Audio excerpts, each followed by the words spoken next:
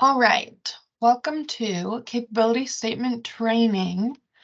Today, rather than me going over it, we're going to use a PTAC resource. So as a PTAC client, you have access to Gavology, so you can reach out to me or your PTAC counselor and we can get you set up.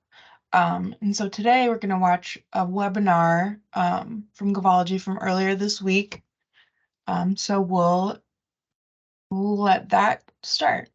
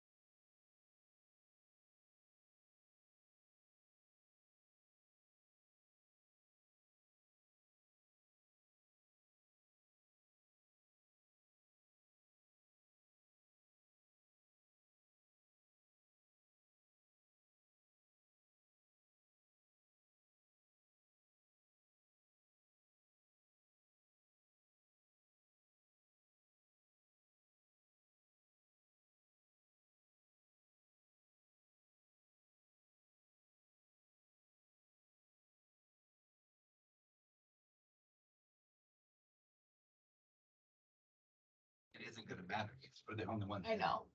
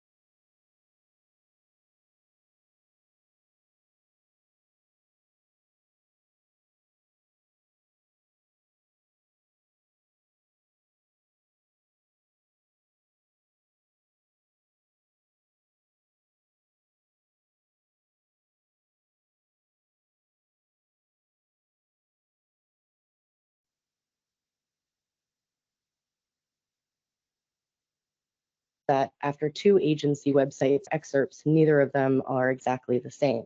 You'll find that as a consistency as you kind of explore the various agencies that you are targeted to do business with. All right, so backtracking a bit to the SBA's website, here are additional recommendations. They do recommend a one-page document. It should provide very specific information to attract potential business and differentiate you from your competitors.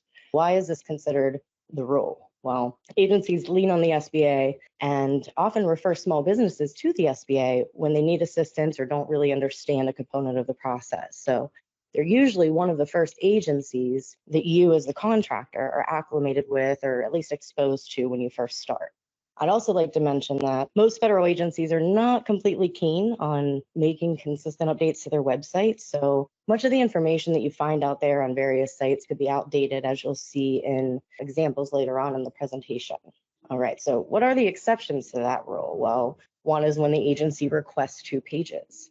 Or if it's being requested as part of a federal response, like a source of sought notice or a request for information, those often ask for your capability statement to contain very specific data points and answer specific questions that the agency has of you, all in the same document.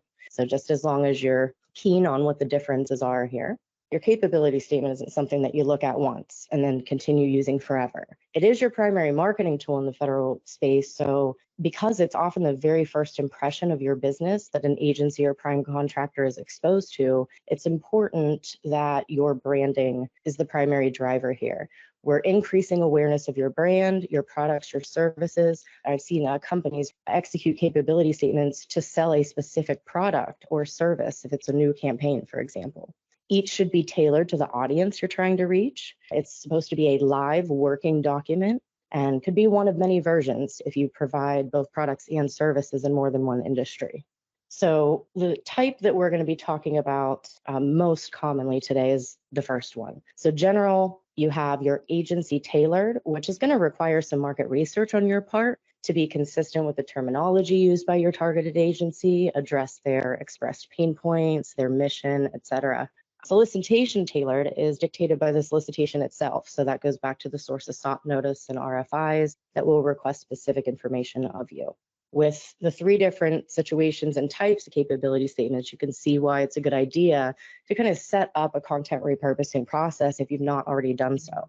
A well set up process will aid you in your federal responses, as well as quickly reproducing specialized capability statements for specific meetings or specific opportunities. I definitely recommend checking out using proposal graphics for readability and impact on Govology if you haven't already. I found some great tips that were designed for the proposal process, but can work also in your capability statement as well when it comes to portraying data sets or graphs. All right, so here are some examples when you might use your capability statement. Some will print it out and take it with them on trade shows or conferences or events. Others will just place a QR code on their business card that maybe redirects the reader to their statement on their website or a landing page that allows it to be downloaded in PDF format. You can also send it in an organic outreach campaign to your small business liaison officers. They love getting those. You can send it digitally at virtual events, agency industry days, or maybe meet the prime events. So if you're networking or participating in teaming engagements, even site visits. So I've also recommended posting it or making it available for download in PDF format on your LinkedIn business page is also a value add. Let's get into next what the government's expecting to find on your statement, remembering that we only have 6, maximum of maybe 8 seconds to get their attention and get our messaging across.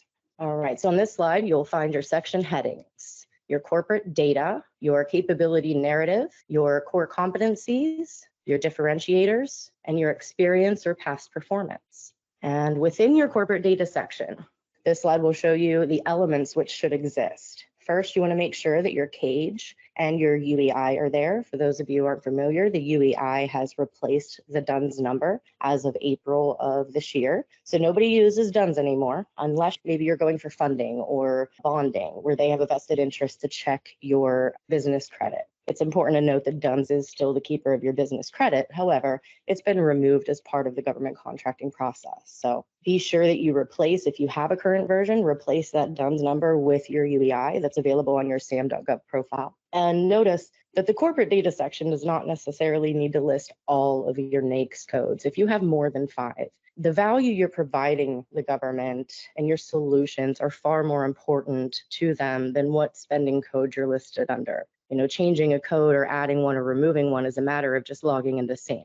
If you're already registered, that is, that's for a whole nother webinar. They will ultimately, though, check your SAM anyway before awarding you a contract, and also your dynamic small business search profile if you are bidding on set-aside contracts. So another element you want to include here is your physical address. If you have multiple locations, you may want to articulate that in some way. You might not have to put the whole complete addresses, space permitting, but maybe you want to list the states in which you have offices, perhaps.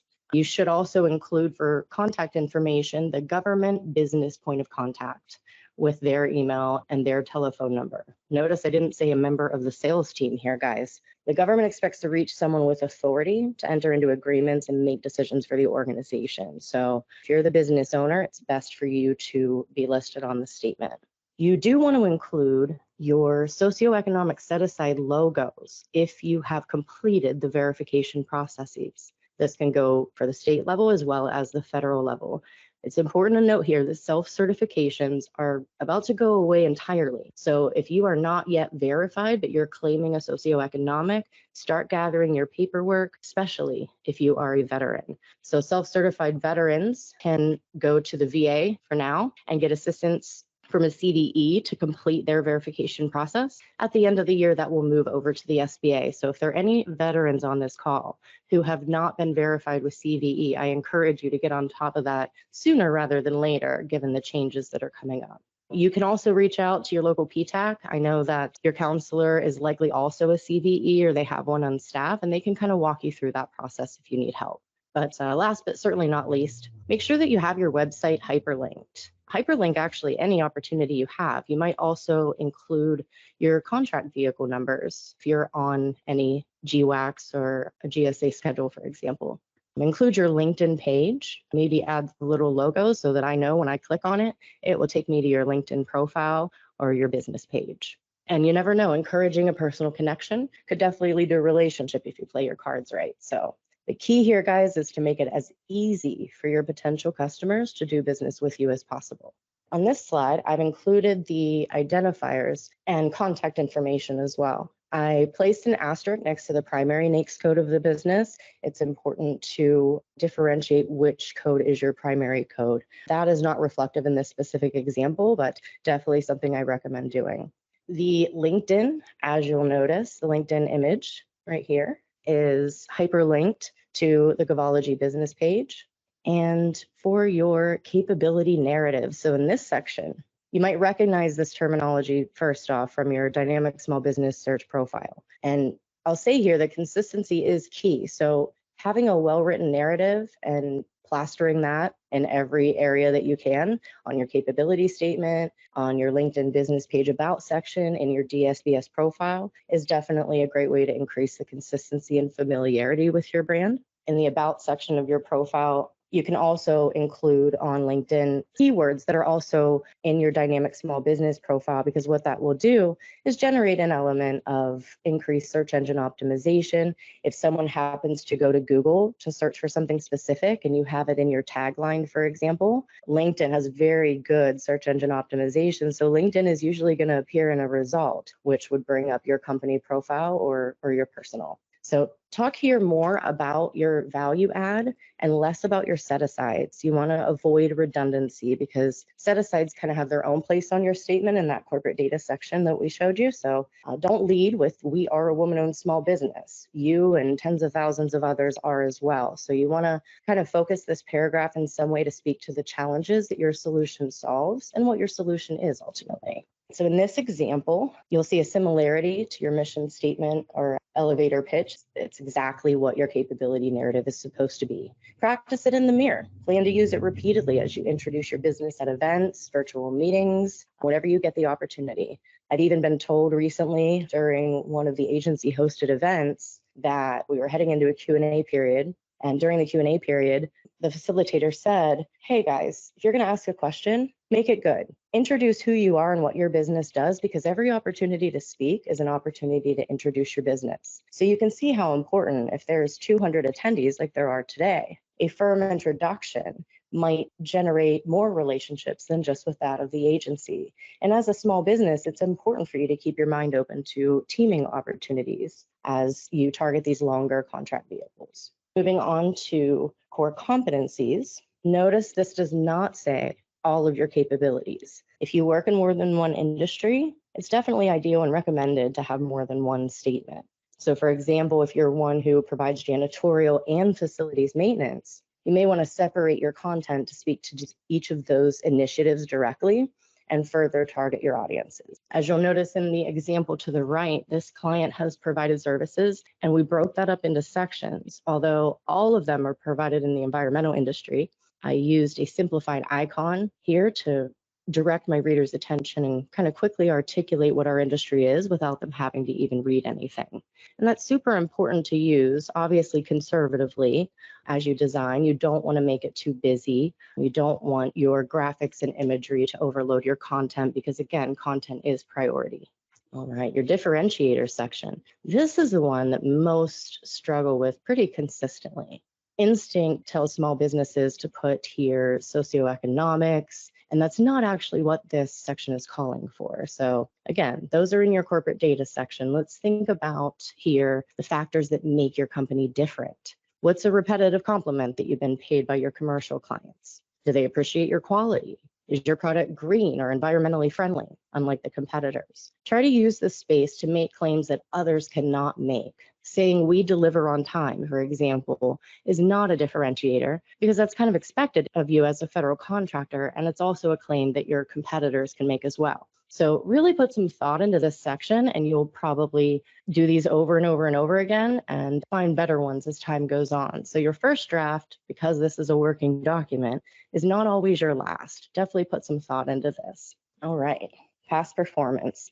This has been one of sections of historical confusion. At least for military agencies, past performance is considered to be when the end user was a federal agency. So that could include subcontracting opportunities as well. So if your experience is primarily, commercial or B2B, you would be better off calling this section corporate experience. Whatever you call it, you do need to make sure that it includes the bullet points listed here, dates, dollar amount if it will help, the agency or company the work was performed for as the end user, your role, were you the sub or the prime contractor on that contract?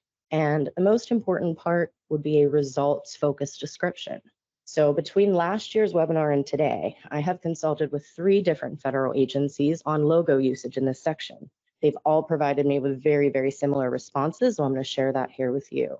The only time an agency logo is not acceptable on your capability statement is when it's not accompanied with any context. So for example, I see companies all the time smacking a whole bunch of agency logos on their statement under our customers without a single shred of evidence as to what their value was or what outcomes they had on that contract. What were your results? So if you have a lot of government customers, you might want to prioritize those to be either the most recent or the most value added projects that relate to the opportunity or the agency you're pursuing. So you might have to mix and match at times, which again goes back to why it's important to have that content repurposing process as you grow.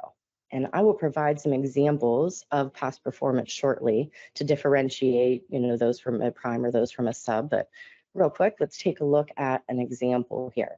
So this example on the screen is provided by Department of Health and Human Services. And as you can see by this example, it's important to review the agency's website prior to outreaching.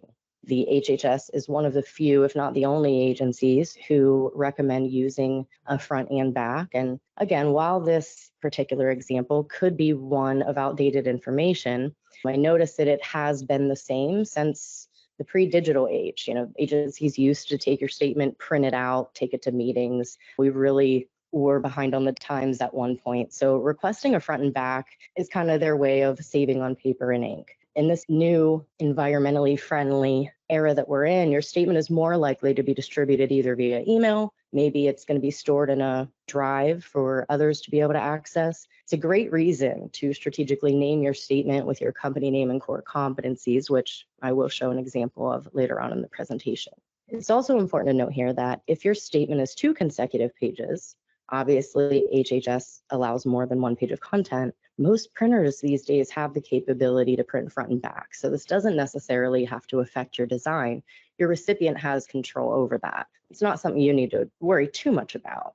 The DLA, on the other hand, because the DLA is very specific in what they purchase, and they deal mostly in military parts and components, they do a lot of business with machine shops, so they don't have much of a care about your fancy marketing piece. The DLA would prefer you to fill out their fillable Word doc, which is hyperlinked there on the slide. You can also find it online by Googling DLA capability statement. This will download this Word document to your computer. I would obviously suggest downloading that into PDF before you send it. Now, I will say a little use case happened recently, very, very recently, in fact, yesterday. I had a client who met with a DLA procurement officer out in Hawaii, and I guess they attended a mutual event. He had an opportunity to show his capability statement, which is not in their particular format. It was more in my format. And the DLA procurement officer loved it. So it's not going to change their rules, but in case you are at an agency or event, don't think that you have to carry around multiple pieces of the same document. Giving what you have if you're at an event is just fine.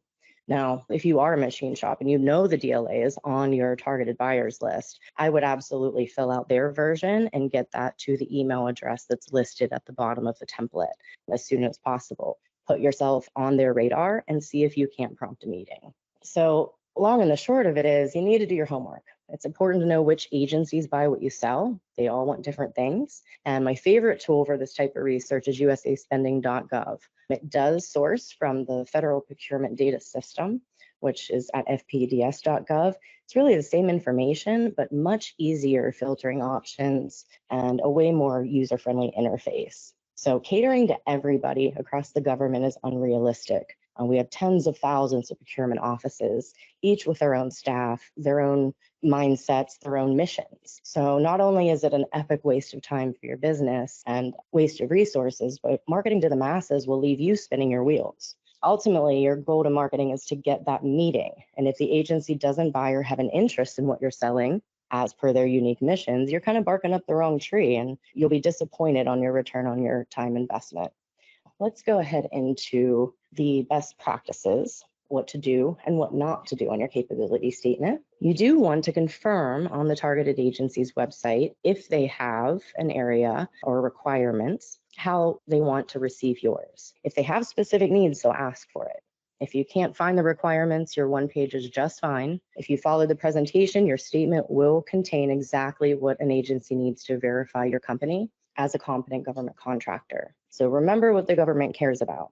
They care about risk and obviously rewards. So this responsiveness is important here. And with this format, you're giving your agencies what they need to know to verify your level of responsibility and responsiveness. Now, this is meant to be a verifiable document, so try to avoid making claims that you can't prove or back up, and be ready for both situations. Have your standard one page and have a second page ready to go to meet the needs of the agencies who maybe do want a little bit more information. So as you grow, you may not have much of a choice but to have 2 pages. So an example of that would be when your past performance section is most likely to spew onto a second page, you kind of gain more experience that you decide to showcase, right? And some projects give you a little bit more of a wow factor than maybe the early projects that you worked on. So you want at least 1, and 2 should appear on the first page. That would include your most prized projects in your past performance section. Now, if your document does exceed 2 pages, it's no longer a capability statement. It would be a capability brief or briefing, and those two are not the same. The brief is more appropriate post-intro meeting. Your capability brief is more of, say, a white paper than what we're talking about here today. So it's important there to know the difference. If you're reading a solicitation, for example, and that solicitation asks for a capability brief no more than 10 pages, you know that they want a little bit more information than just your typical one-pager.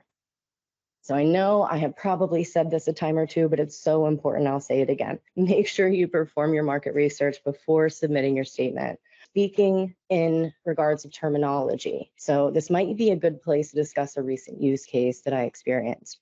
I had a company who was interested in knowing everything there was to know about water purification. He's an expert in the industry, he's a consultant, and he has a product design that will meet the government's needs in that respect. He has exhausted all that he could find. He has contracts with agencies, and he's like, I know there's more, but where is it?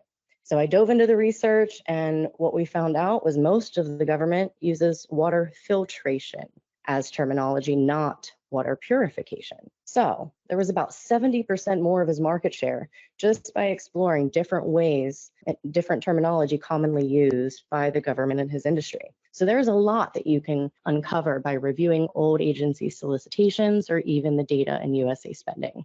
Another important factor to gather in your research is if the agency has a specific page requirement on their website. So to do this quickly, you can simply go to Google and type in the agency name and capability statement. Usually this will land you to their small business page, which would be, if you're familiar with the Office of Small and Disadvantaged Business Utilization, or OSDBU, or some agencies might call it the Office of Small Business Programs, or OSBP. Either way, the folks within those entities are the small business liaison officers. And if it's not immediately present on their website, you can safely be reassured that what you have is sufficient if you follow these instructions. Be sure though, if you're doing a Google search, and this is true with any topic you search for in government contracting, that you are clicking on either a .gov or .mil website, unless it's obviously your PTAC website, because there are third parties that will run ads that will kind of send you down a rabbit hole of information that is really contrary to what you're looking for and kind of wasting your time. So be sure that when you perform those searches, again, you're looking for a domain that is at .gov or .mil. So going into our process. So what do I mean by content repurposing process? Your process should include 1, your content, and 2, formatting that content into a marketing asset, which is your capability statement. So this content is going to be used in more than just your statement, keep in mind. So the only time that Word should enter this process at all is when it's used as your master content doc. And what I mean by that, I recommend this because as you grow, you're going to have more than just your 2 hands in the mix. You might have a marketing team. You might have a business development team. You might have a sales team. Everybody is going to need a little bit of something to do their job. So having one consistent place where this information is constantly updated by you and shared amongst your team will mean that your likelihood of having that one voice increases among your audience. And if everyone is saying something different, that's going to also be noticed by your audience. When you obtain a new project or a new customer, add those project details to this master content doc. So that way, if your business development manager needs to edit your capability statement on the fly, the reference point for the most updated information lies in that master content doc. So then you can quickly just copy and paste and pull that content into whatever proposal, into whatever custom capability statement or other asset that you may be creating. You do want to guide, in whatever format you're using, guide your reader with a 2-column Z pattern design to kind of direct their attention and produce an aesthetically pleasing flow. Using simplified graphics or icons is also helpful if you're kind of creating a general statement. If you want to quickly draw your reader's attention to a certain section, that works like a charm. It does not matter which side your sidebar appears on, though it's important to understand the reason that it exists. So looking at this example, if I were to quickly copy this statement to create a second page on the fly, all of my contact information, my core competencies, and my corporate data are going to carry over. And I just have to remove that right side panel, and I can start new and paste new content in it to tailor it to the agency I'm targeting, or the prime contractor for that matter. So when you get your content sorted in the way you want it, next is to decide on the tool for your actual design itself. Word, again, does not handle images well, and formatting can be a literal nightmare. It doesn't really provide as much flexibility as something like Canva or even Adobe. Again, what you use here, as long as it provides to you rather the creative freedom to maintain that brand consistency, is really what we're looking for. So ultimately, use whatever you're comfortable with as long as it's not Word. And think about maybe what tool you'd use to design your marketing images for your social media strategy or your web design assets. Any sort of design tool that handles images well or will allow you to edit them would be completely appropriate here. So now we'll get into articulating your value immediately to your potential buyers and primes. And remember, it's not always what you're saying as often as how you're saying it. So page 2 strategies. Your page 2 is very fluid. There is no real set of strict expectations or rules for your second page. I've seen companies display all sorts of things on page 2. They might add a data set, graph, maybe team bios with their C-level team or a special project team that will be assigned to this particular opportunity if it's for a specific solicitation. Basically, have a standard page 2 to be ready, but you might also have to create a custom one just on the fly to prepare for an upcoming meeting. So maybe there's a specific opportunity approaching that you want to inquire about. Remember, the best time to get your insights is before there's ever a solicitation. The capability statement can be super effective in getting their attention while approaching procurement is fresh on their minds. So before you head into that meeting, review last year's solicitation. You probably already detected it on the procurement forecast at this point, but go look it up on SAM and perhaps speak specifically to some of the requirements in brief in some of your verbiage on your capability statement.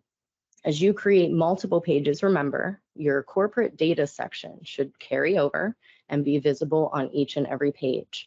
So the goal here is to make it as easy as possible for your customers to do business with you. This slide contains some other examples of what you might include. Maybe you have industry-specific certifications, a unique quality control process. Maybe you're a fellow or a member of an organization that would do you a service to highlight on your statement. Has your company worked on any special projects or initiatives that you wish to highlight that didn't appear in your past performance section? Maybe you want to include verbiage about the various contract vehicles you're a part of. Maybe displaying how well networked you are or the commercial entities you do business with or are partnered with, if that will help. Maybe the bios, as I mentioned, of your C-level team or special project staff members. Get kind of creative with it. So think about all the eggs that are in your basket and what you want your future buyers to know about your company and find a way to formulate it into an aesthetic flow.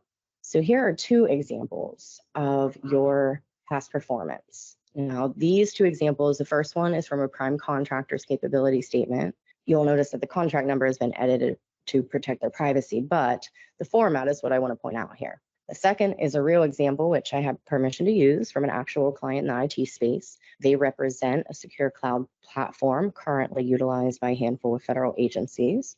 You'll notice it lent them a service to hyperlink that prime or that platform to their capability statement. So where you see that underline is actually hyperlinked to Cetera.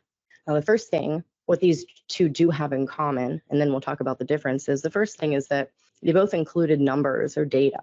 So the first displays 10,000 miles driven, and the second one displays a reduction in storage footprint by greater than 50%. Both of these examples are about results. So keep in mind as you're writing your project descriptions in that master content document that you can't really expect your team to know these things, especially new team members, to be able to relay them unless you lead the way and communicate those in advance. So what's different about them? Well, one was a prime contractor and the other was a sub. The prime in the yellow, the Department of Defense one there, they have used their end user's logo, the Department of Navy, which included their IDIQ contract number and the type of contract. The subcontractor included the prime vendor to which he was a subcontractor and the agency's logo because that was ultimately the end user. So there's real no right or wrong way if the relevant information is there and able to be verified. But what you don't want to do, like I said earlier, is you don't want to slap a bunch of agency logos in a section labeled customers. The government wants to see your value add. So they don't know if you did janitorial work for that agency or if you did IT. So it's important to drive your results home. Maybe you have professional certifications, quality control. Here are some examples of those. So where you place these could be completely dependent on where you have room in your first page. These 2 examples both appeared on the first page. The first example was placed in the corporate data section, and the second example was actually in the differentiators area. because that company was building her strategy using her professional experience as sort of a leaping off point. So she was at one point a federal employee at the CDC, and we're not using that as corporate experience because it doesn't qualify for corporate experience. But given the level of knowledge she has from that experience, it's absolutely a differentiator. So I doubt many of her competitors can make the same claim, that it's definitely applicable here. Notice I didn't just use verbiage either in this design. I didn't just use imagery. I used a combination of both to accommodate both types of audiences, those visual learners, and to the other hand, those who like to spend the time and actually do the reading. Using context, otherwise, if you're not using context, rather, it could appear to be a misrepresentation. So for example, if I didn't articulate that she has so much experience at the CDC, slapping that logo on there might be mistaken by a contracting officer for being past performance. And if that's the reason that they reach out and schedule a meeting, that's a little bit of a bridge burnt already. So do be very careful with your articulation and making sure that what you're placing is verifiable to avoid misrepresentation. Let's talk real quick about the different styles and formatting options. First, you want to make sure that you do strategically name your capability statement. So something like, and I'll use Gavology again as an example, Gavology-government contracting education on demand.pdf. That way, notice I provided keywords in the title of the asset that are easily searched in a database or an email inbox. It's always send in PDF format. It is absolutely the safest for your government recipients to open, but it also minimizes the risks that could be related to your brand. And should that get passed around and fall into the wrong hands, it's very easy to edit a Word document. So I also recommend hyperlinking whenever possible. So in the past performance example I showed you, I did on an earlier slide, you may have noticed the hyperlinked Cetera. Now, in that case, it lent the subcontractor value to relate their experience to the software itself that they are installing and servicing. Don't forget also your 2-column Z pattern to create an easy flow for your reader's eyes. So your formatting don'ts, again, you never want to send in Word. PDF is absolutely safer for both the government and yourself, and always send in the PDF format. So I realize that either your PTAC counselor or another resource like a government agency might have provided you already with a template that's in Word. So that's exactly what it is, though. It's a sample template. So those are meant to be used as a guide, not necessarily the gospel. So if all of us were using the same template over and over and over again, there would be no differentiation. All of our capability statements would look the same. And you want to also refrain from underlining anything that isn't hyperlinked. It just helps to kind of avoid some confusion with your recipient. So short bullet points are always better than lengthy paragraphs with lots of text. I mean, really, when you land on a PDF, you only get to see the top 2/3 of it, right? So if you take up that space with a large image that's completely irrelevant or a long paragraph, for example, the chances of them scrolling are slim to none, and we want them to view the whole statement, obviously. So save the meat and potatoes for the meeting. You want to keep your bullets very short and to the point, and you can elaborate on any proprietary information when you're sitting with them face-to-face or virtually. The statement is supposed to generate enough awareness and interest just to get the meeting scheduled. And that's really what we're trying to do here is get meetings with our potential government buyers. So as a tip in your design, keep your mind open to the possibilities. Once you're happy with it, create a page on your website, a landing page, maybe the label says government or GOVT or however you want to differentiate and direct their attention to it, and have your statement available for download in PDF format on your website. So on the page itself, you can copy select verbiage from your statement and kind of mirror it on that landing page. And additionally, upload it to have it available for download by anybody who might land on that page. This will not only assist with your search engine optimization over a period of time, but it also will provide a takeaway in case you are found online first, and maybe they want to capture what they just read for follow-up later. So part of that is working smarter, not harder, making it as easy as possible for your government buyers to do business with you. Again, feature it on your professional LinkedIn profile, your business page, any of the social media assets that you have, and make sure it's accessible and visible. So for design tips, now I've not personally had much experience with Adobe, but I welcome during the Q&A any of the audience members who may have that experience to chime in. So I can't say for sure if it has the same functionality. I am most familiar with Canva, so I'll give you the instructions for that. This slide is also hyperlinked for those of you who aren't familiar. Canva has a free version and a pro version, which is pretty affordable with a ton of features. So follow the steps in this slide and you'll end up with a first draft, and you'll continue to improve upon that as your business grows. Honestly, as you think of better things to say or better ways to say them. So I recommend trying to start first with like a resume template. So if you're not good with design and you don't want to format that from grassroots, go and look for a resume. Obviously you want to remove the headshot and replace that with your company's logo, change the colors around to match your branding. You can use the auto color tool for that. Canva makes it very easy.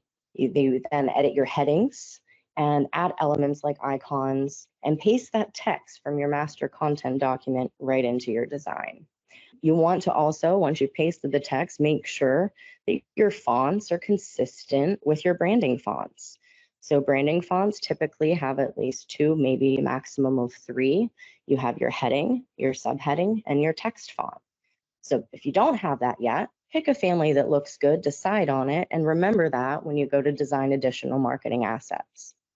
And keep in mind, you can move things around. If your differentiators are longer than your core competencies, you may need to flip-flop those. That's okay. This is very fluid. As long as the information they're looking for is there, that's ultimately what matters. And the content, again, is far more important than the design itself. So even if it looks a little plain, that's okay. But let's face it, we're all humans here. So even while the government is, in our minds, this large entity and these big stone buildings, behind each and every one of those wooden desks is a human being just like you and me. It's in our nature, guys, to appreciate the aesthetic visual aspect when making an introduction that will ultimately be the first impression they have of your business. So if you have a lot of misspellings in your design, or if it's run-on sentences and it's not formulated well, that is a first impression, and you want to make sure that you make it a good one. So do spend some time on your content for sure. Some other creative ideas that I've seen in my years of reviewing and creating these, some folks will add their QR code to their business card. And when I scan that QR code, it will either take me to their website or to their capability statement. So I also would recommend adding that LinkedIn icon. And I got to say, this happened during the pandemic. Government was significantly short on sources to provide. A lot of us had our doors closed during the pandemic, and they had to kind of look at untraditional methods of finding and bringing in new contractors. And it kind of led to a shift in digital transformation for the government to where a lot of them are active on LinkedIn.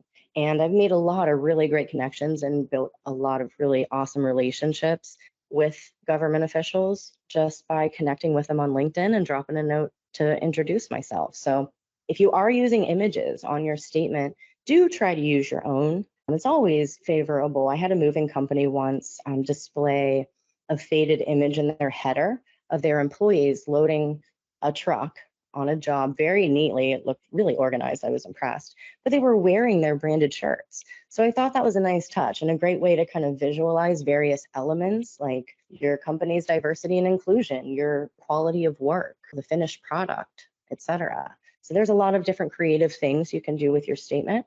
And for related and recommended courses, there are some other courses on Govology. The first one I will say here, and these are hyperlinked too, by the way. The first one I'll say methods for communicating your past performance to accelerate government sales. If any of you are already overwhelmed about that past performance section, please go watch that course.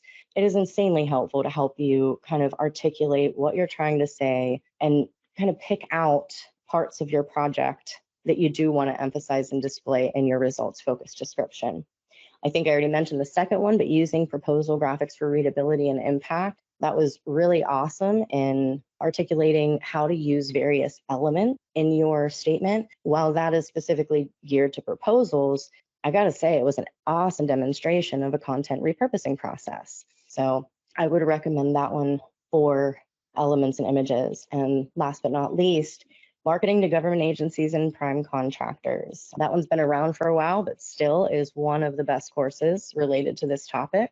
And if you are one that I didn't include on the slide, and I'm sorry about that, one that I will mention as a side note, if you're struggling with market research, Who Buys What You Sell, a step-by-step process, is absolutely super helpful in showing you how to get the meat and potatoes out of usaspending.gov into a format that's easily legible and able to be understood. So those are hyperlinked. You'll find these slides in PDF format in the materials section. So do be sure to grab those if you haven't watched these courses yet. Here is a completed example for Gavology. Notice the two places where a paragraph exists, in the capability narrative and in the past performance section. The rest is very short, brief, and to the point. Also notice the fact that their value adds are taking up more space than their NAICS codes. I'll also point out the past performance section is formatted slightly different than the examples that you've seen that were provided in the presentation. And this is widely because Gavology provides one very specific product with a common intended outcome and mission. They just provide that same value to all of their customers without much variance. So that's why you'll see that this looks a little different. And there's also notably a results-focused description. The logos underneath will articulate the who, so context is provided, not just the logos. Feel free also, and if we have time at the end, I can demonstrate this, but feel free to head to Google for other examples of statements, though do keep in mind, if you are Google searching for examples, those in which are designed from platforms like Fiverr or Upwork or someone else that doesn't have the government marketplace experience may not have the sections we talked about here today and may not include all the information the government is looking for. Now, widely that happens because neither the person designing it nor the person ordering it has any idea what the government expects or needs to evaluate you. So I've gotten some really great design ideas from reviewing online examples, different ways to kind of display images, to get a bit creative with it. However, I wouldn't recommend just copying something that you find online without first making sure that it has all of the elements we talked here today. And you'll notice also the Z pattern. So I do have an aesthetic flow here. It does make for a quick, easy read by the recipient and a quick and easy content repurposing process on my part. So I'm going to go ahead and show some various examples that are online to give you guys a couple of different ways that you would be able to view this. So just going to pop open my browser here, and we're going to just search. I'm going to click on the images because that's what I really want to see. Is I want to see the visual. All right, now select a couple of these here just for example purposes. All right, now this one does look good. I like how they didn't use up their heading for just an image. They do have contact information here. I will say one thing that's been fairly new, maybe within the last year, there have been more than one federal agency that I've come across that says not to do this. You don't have to advertise that this is your capability statement. The government knows what this document is. So that's a complete waste of space. I would not recommend putting this on there. I actually had one agency who was borderline offended by it. So we don't spell out the words business card on our business card, right? So this should kind of be taken into the same consideration. Now, what I don't like about the statement is their past performance is here, but it doesn't tell me very much of anything. So if I zoom in on that for you guys, you can see their core competencies are clearly articulated. They did use simplified logos, NAICS codes, certifications. They do use their verified logos. So this is by and large a really good statement. And they do have an element of the Z pattern going on. So that does create a very easy read with an aesthetic flow. All right, let's go take a look at another one. All right, now on this particular statement, if you have the space, now notice here right away, this is what I see. Not all of that is past performance, but I won't be nitpicky. What I am concerned about is the fact that there's no context. It doesn't provide me with anything. They did a great job with their core competencies, though they are working in slightly different industries. Cybersecurity tends to be an area all of its own. They are an 8A, it looks like, certified, but I wish I had the logo on here. It would be really easy as a government purchasing agent or small business liaison officer to not have to look for this, to just see the logo right there. So it does make for a quick, easy read. Now, in this NAICS area, if you find yourself with too much white space, I will give you a little hint here. Sometimes you come across a new contracting officer, and if you have the space on your statement, it might make sense to title out your NAICS code. So for example, the first one there is 541111. I might say, I think that's custom computer programming services, or maybe I'm thinking of 512. Nevertheless, if you have the space, list out the title for the NAICS code, and then that way, a newer contracting officer will be able to quickly understand if they're not already familiar with the NAICS system. I've also seen clients who will hyperlink their NAICS code to the NAICS description on census.gov/NAICS. So that was really creative that I found recently. Here's one that doesn't really have a whole lot of images. Let's see what they are showing here. All right, so trying to make this a little bit bigger for you guys. And I wanted to specifically do this search organically so that I could demonstrate how to search for this too. So you see a whole lot of paragraph here. Not many people are going to get the whole way through that, but they do have the 2-column strategy, which displays their contact information, company snapshot, which would be your corporate data, more or less. And they have a long capabilities section, but I'm looking for past performance and I can't find it, or at least some element of corporate experience.